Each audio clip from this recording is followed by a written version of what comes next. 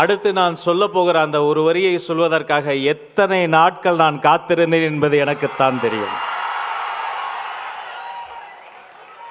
தர்மத்தாயின் தவ புதல்வரே, தமிழக வெற்றி கழகத்தின் தலைவரே, வருக வருக வருக. தலைவரின் தலைமை உரை.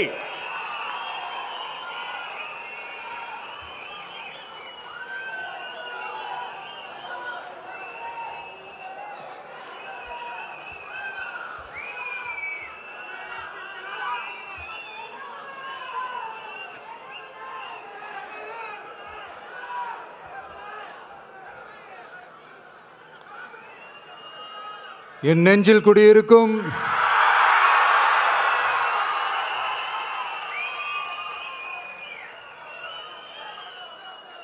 என்னுடைய தோழர்களுக்கும் தோழிகளுக்கும் தமிழக மக்களுக்கும் என்னுடைய வணக்கம்.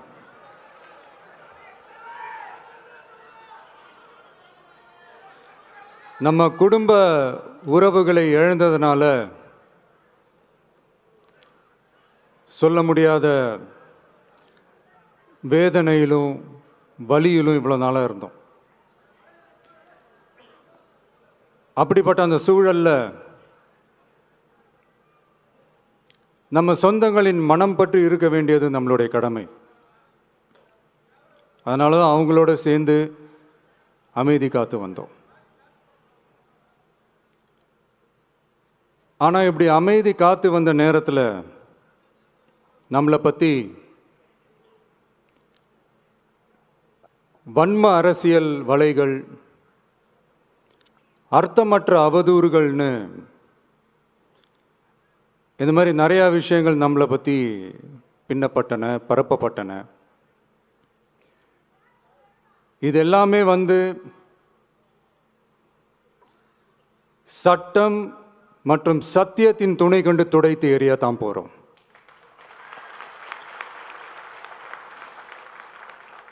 பட் அதுக்கு முன்னாடி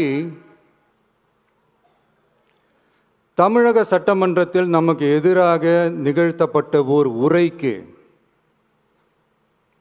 ஒரு நாகரிக பதிலடி கொடுக்கணும்னு நான் நினைக்கிறேன்.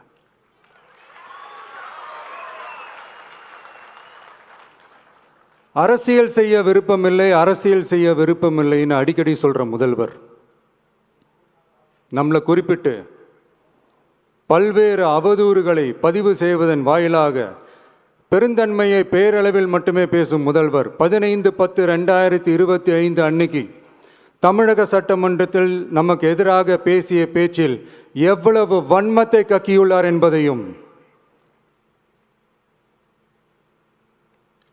எப்படிப்பட்ட ஒரு அரசியல் செய்ய முயல்கிறார் என்பதையும் தமிழக மக்கள் உணராமலா இருப்பாங்க.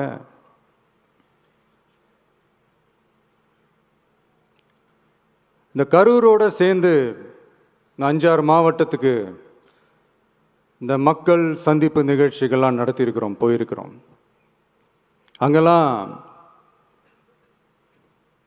இந்த லாஸ்ட் மினிட் வரைக்கும் எங்களுக்கு அந்த இடம் கொடுப்பாங்களா மாட்டாங்களா, பெர்மிஷன் தருவாங்களா மாட்டாங்களா, இப்படியே இழுத்து அடிச்சுக்கிட்டு இருப்பாங்க. தான் நாகப்பட்டினத்தில் சொன்னது மாதிரி தான்.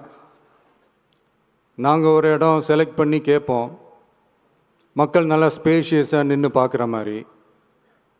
பட் அவங்க அதையெல்லாம் ரிஜெக்ட் பண்ணிவிட்டு மக்கள் நெருக்கடியோடு நின்று பார்க்குற மாதிரி ஒரு இடத்த செலக்ட் பண்ணி எங்களுக்கு கொடுப்பாங்க.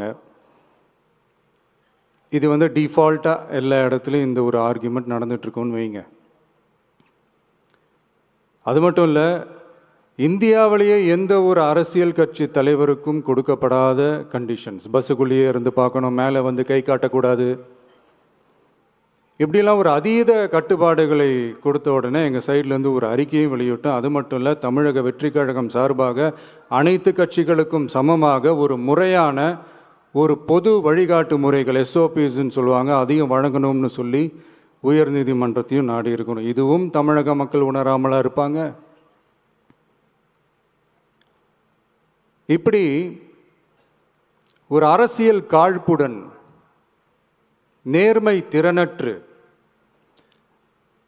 நம்மளை பற்றி குற்றம் சாட்டியுள்ள குறுகிய மனம் கொண்ட முதல்வர் அவர்களுக்கு ஒரு சில கேள்விகள்.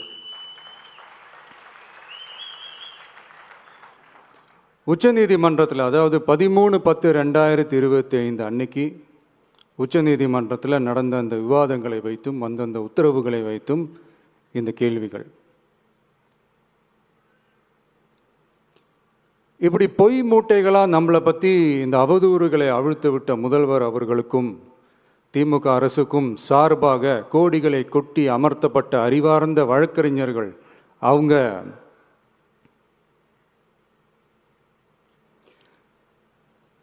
இந்த கபட நாடக திமுக அரசோட தில்லுமுல்லுகளை தாங்கி பிடிக்க இயலாமல் உச்ச நீதிமன்றத்தில் திக்கு திணறி நின்றது முதல்வர் அவர்களுக்கு மறந்துவிட்டதா? இந்த கரூர் சம்பவத்துக்கு அப்புறமே அவசரமா ஒரு தனிநபர் ஆணையம், அந்த தனிநபர் ஆணையத்தை அவமதிக்கிற மாதிரி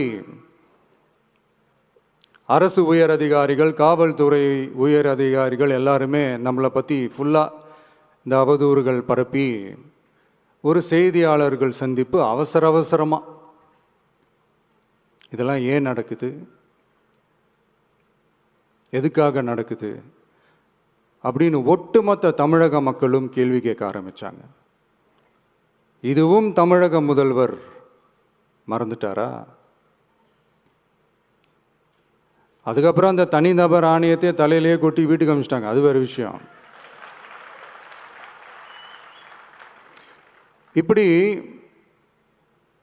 இப்படிலாம் கேள்வி கேட்ட உடனே ஏதாவது பதில் சொல்லி ஆகணும்ல. அதனால சட்டமன்றத்தில் பேசும்போது உண்மை நிலையை தெளிவுபடுத்தத்தான் அப்படின்னு ஏதோ இந்த சட்ட ரீதியாகவும் சத்தியத்திற்காகவும் நடந்தது போல ஏதோ சாமர்த்தியமாக பேசுகிறதா நினச்சி பேசியிருக்காங்க. இப்படி ஒரு 50 வருஷமாக பொது வாழ்க்கையில் இருக்கிற ஒருத்தவங்க ஒரு முதல்வர் அவர்கள் சொன்னது எவ்வளவு பெரிய ஒரு வடிகட்டின பொய், சப்பை கட்டுன்னு நான் சொல்லலை, உச்ச நீதிமன்றம் சொல்லியிருக்கிறாங்க. அவங்க சொன்னதெல்லாம் கொஞ்சம் என்னன்னு கொஞ்சம் லைட்டாக பார்ப்போமா?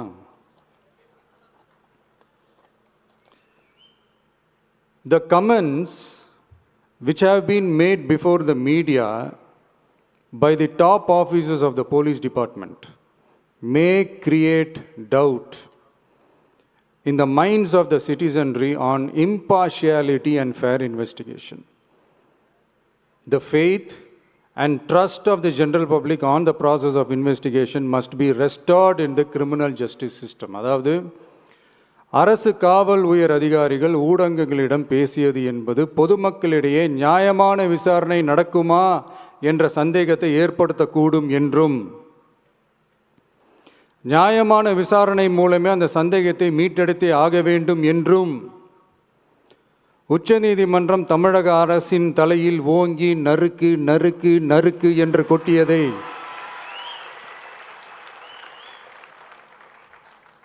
முதல்வர் அவர்கள் மறந்துட்டாரா?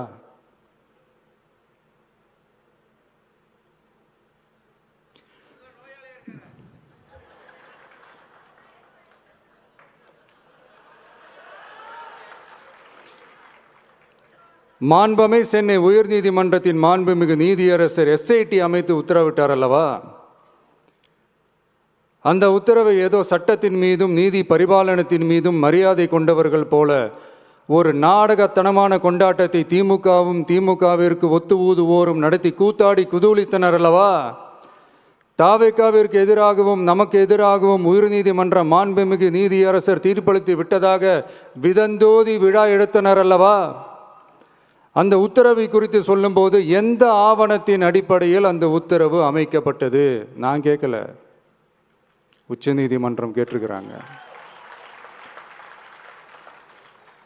The judgment is completely silent about how learned single judge arrived at such a conclusion and what material was pursued by the court என்று உச்ச நீதிமன்றம் உரத்த குரலில் கேள்வி கேட்டது. அப்போதும் கூட உச்சநீதிமன்றத்தில் திமுக அரசுக்காக வாதாடிய அறிவார்ந்த மூத்த வழக்கறிஞர்கள் பதில் சொல்ல இயலாமல் வாய் மூடி மௌனம் காத்ததை நாடே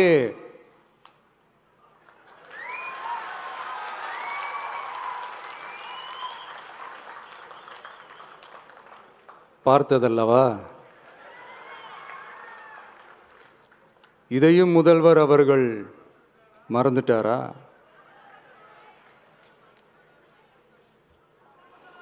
Such petition ought to be dealt with by the division bench, registering as public interest litigation in right earnest and not to be dealt with by a single bench. அதாவது பொது வழிகாட்டு முறைகளான எஸ்ஓபி அமைக்கப்பட்டு வெளியிட வேண்டும் என்ற கோரிக்கையுடன் வந்த ரிட் மனுவை நீதிபதிகள் டிவிஷன் பெஞ்ச் தான் கையாள வேண்டும்,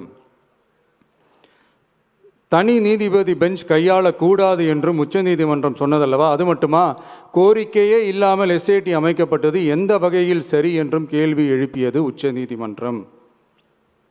இது எல்லாமே அறியாமலோ இல்லை அறியாதது போலவோ உச்சபட்ச அதிகார மயக்கத்தில் இருந்து பேசினாரோ முதல்வர் அவர்கள்?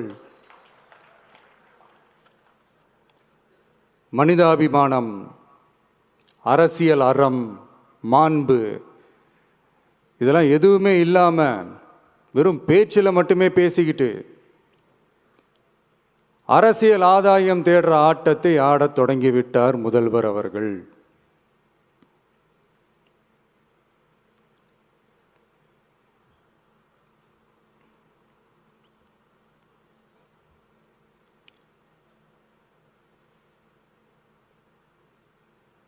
இதெல்லாம் என்ன அவங்களுக்கு புதுசா? என்ன 1969க்கு அப்புறமே எப்போ கட்சி அவங்க கைக்கு வந்ததோ,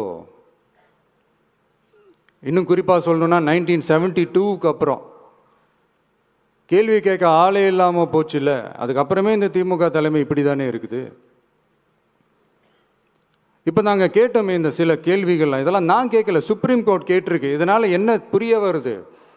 இந்த கவர்மெண்ட் நடத்துகிற அந்த விசாரணை மேலே சந்தேகம் ஏற்படுதுன்னா அதுக்கு என்ன அர்த்தம்? உங்கள் மேலே நம்பிக்கை இல்லைன்னு அர்த்தம்.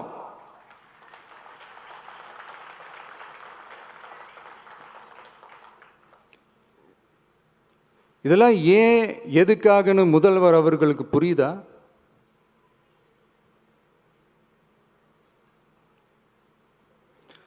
சுப்ரீம் கோர்ட் சொன்னதோட மட்டும் இல்லை, நிஜத்திலும் இன்னைக்கு மக்களுக்கு இந்த கவர்மெண்ட் மேலே இருக்கிற நம்பிக்கை மொத்தமாக மண்ணுக்குள் புதைந்து விட்டது.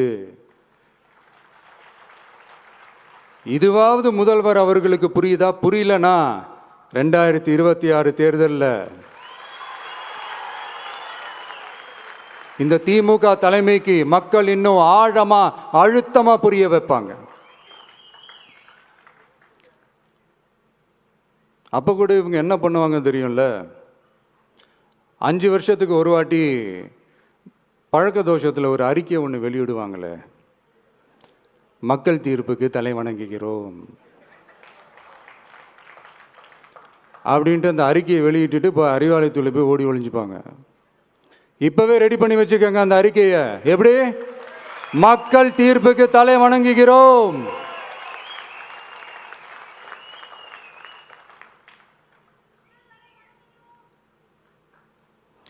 நான் போன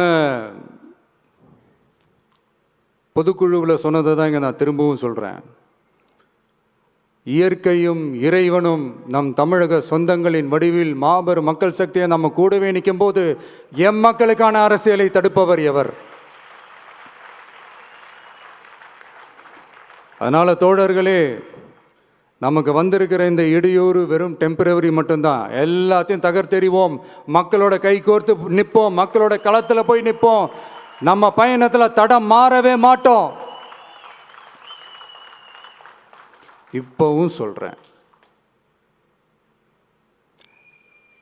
2026 2 பேருக்கு நடுவில் தான் போட்டியே. ஒன்று, இன்னொன்று